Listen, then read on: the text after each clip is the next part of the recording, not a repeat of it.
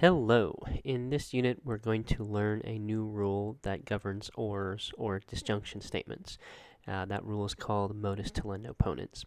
Big fancy name in Latin, no problem. And we'll also do a little bit of symbolization, but we mostly focused on learning how this new rule works. So, let's consider an English example or two first. So, premise one is either you give him the ticket or he shoots us. We're back in the airport. Joe has his winning lottery ticket. You know it's a winning lottery ticket. You've told Joe it's a winning lottery ticket. And unfortunately, there's a third party who's got a gun and is pointed at you. And this threatening man is demanding the ticket. So, first premise, either you give him the ticket or he shoots us. The second premise is you don't give him the ticket. And the conclusion is he shoots us. Looks like a good, valid inference. Premise 2 is hopefully false, and so presumably, hopefully, the conclusion is false as well. But valid, yes, no matter what. If the premises are true, so is the conclusion. Here's another example. Either I store the nut, or I will be hungry. So one good inference would be, I don't store the nut, and therefore, I will be hungry. Another good inference is, I won't be hungry, and that means I store the nut. Both of these are valid inferences. It doesn't matter. So in both cases, we have a disjunction, and then the other premise is a denial of one of the disjuncts, and we infer to the other disjunct. And it doesn't matter which disjunct we have a denial of, we just infer the other one. Let's look at another possible inference. So in this case, our premise will be, I store the nut. You might think, oh, well, if I store the nut, I'm not going to be hungry, and that's what this is telling me I can infer, so I won't be hungry. So here we'd be inferring, in the previous examples, we had the disjunction and the negation of one of the disjuncts, and we inferred to the other disjunct. Here we have the disjunction, and we have one of the disjuncts, and then we infer to the negation of the other. So in one case, our premise is a negation. In the previous two cases, the premise was a negation. In this case, it's not. In the previous two cases, the conclusion was not a negation. In this case, it is. This is a bad inference. It doesn't follow that I won't be hungry. Maybe I store the nut, but I go hungry anyway. Things are unlucky. What the premise says is at least one of these things happens. Either I store the nut, or I'll be hungry, or maybe, since it's an inclusive or, both. We don't know that if I do one, the other won't happen. So at least that's not what the first premise doesn't tell us that. You could say that. You could say one or the other is true, but not both of them are true of I store the nut and I will be hungry, but that's not what our premise says. So this is a bad inference. Okay. So it's invalid. The premises can be true and the conclusion can be false. It doesn't follow from the two premises that I will not be hungry. It doesn't follow at all. Okay, so what's the pattern we're looking at then? So we have a disjunction of disjunct 1 or disjunct 2. With our first inference, the premise is not disjunct 1, and we infer disjunct 2. In the second case, we have not disjunct 2, and we infer disjunct 1. So what does this look like in the formal system? Well, remember our addition rules first. If you have a box, you can infer a box or circle, and if you have circle, you can infer box or circle. So that's our introduction rules. Those are our introduction rules for the disjunction. What are the elimination rules? Well, it's just what we've been looking at, and in our formal system, they look like this. If you have box or circle, and you have not box, you can infer circle. So if I don't store the nut, I will be hungry. Box or circle, not circle, therefore box.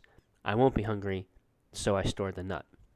And we call this rule modus tollendo ponens. That's another fancy Latin phrase from history. We're not concerned about that. It means a way of putting by taking. It's you put the one disjunct by taking away the other one. But we don't care about that. We're just going to call it MTP, and that's all we need to know. So this inference pattern is MTP. So just so we're clear about it, here's another possible inference. Here we have box or circle. We have box, and we infer to not circle. So this is a bad inference pattern. This is the bad pattern we looked at in English. This is not MTP, and it's invalid.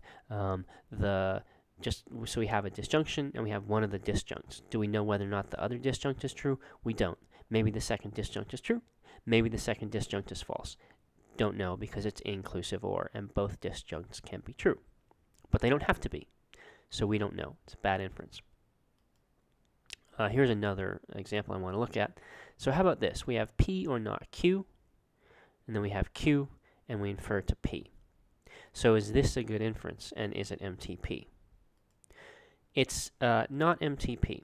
It's just like, remember when we were learning MT, modus tollens, and we saw, okay, well, if you have P then not Q, and you have Q, can you infer to not P? Well, we said that was a valid inference pattern. That was okay.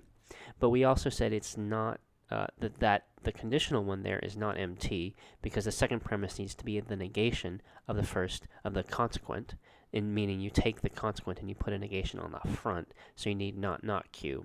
So we have the same problem here.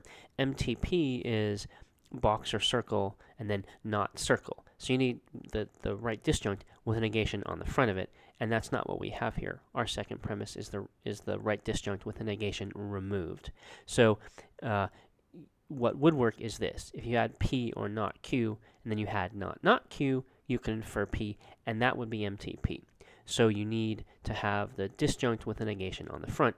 And of course, with the inference on the left, you could get to that, because you could take Q and you would apply double negation to get not Q, and then you would apply MTP and you would get P. So the first inference, the red one, it's valid no matter what if the premises are true. So is the conclusion, but it's not MTP. We know it's valid because we can use MTP and DN to establish, to get from the premises of the first to its conclusion. So I think we've got MTP. Let's make sure it's valid. So say we have this disjunction P or Q. So what does that say? It says at least one of the two disjuncts, at least one of P or Q has to be true. So if we got not P, what does that tell us? It tells us that one of those two is false. It tells us that P is false. Well, we know that at least one of them has to be true, though, because we're assuming the disjunction is true. Well, if one of them is false, and at least one of them is true, then the other one, in this case Q, has to be true. And it's the same thing for not Q. Not Q tells us that one of the two disjuncts is false, but we know that at least one of them is true, and that means the other one, P, has to be true. So that's why this is a valid rule. If the disjunction is true, at least one of the disjuncts is true. If we know one of the disjuncts is false, then we also know that the other one is true. So that's why it's a good rule, why it's valid. So just to review our strategy steps to wrap this video up. Show the conclusion. Make a conditional assumption if you can. We'll be seeing a new kind of assumption in the next unit as we move to wrap up the course, but right now assume CD if you're trying to show a conditional. Bring in the premises.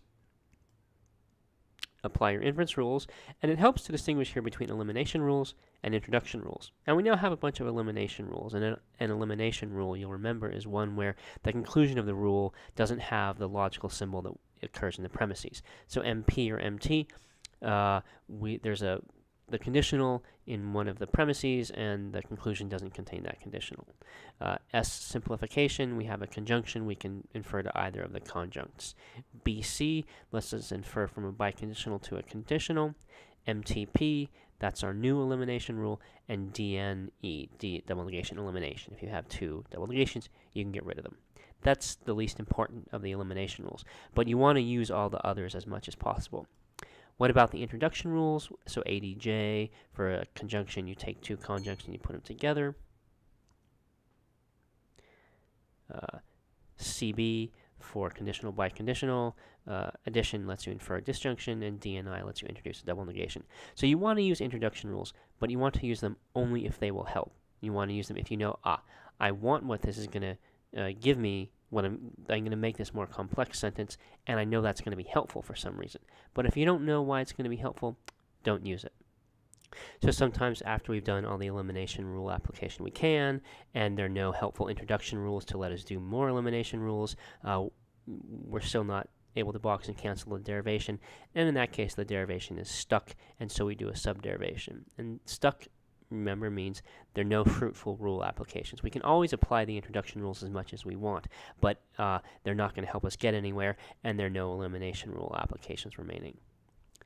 So if we're in that situation, if the derivation is stuck, then we want to introduce a new show line that will help us to box and cancel the main derivation. And so in particular, one salient kind of subderivation is if the main show line is a conditional, then you can show the consequent, because once you complete the show consequent subderivation, you have the consequent of the main condition you're trying to show, and that means you can do CD. And there are others like with biconditionals. And then at some point you will finish up by boxing and canceling with either CD or DD. So hey, by the way, look how far you've come. Initially we would just show the conclusion, enter premises, apply MP, box and cancel with DD. We didn't have assume CD at all. We didn't have CD as a way of boxing and canceling. We didn't have all these elimination rules or introduction rules. And now look, you're doing all this stuff. So isn't that great? You really learned a lot. So good. Keep it up. There will also be, in this unit, we're going to have a symbolization examples video and then some examples of derivations using MTP. So check those out.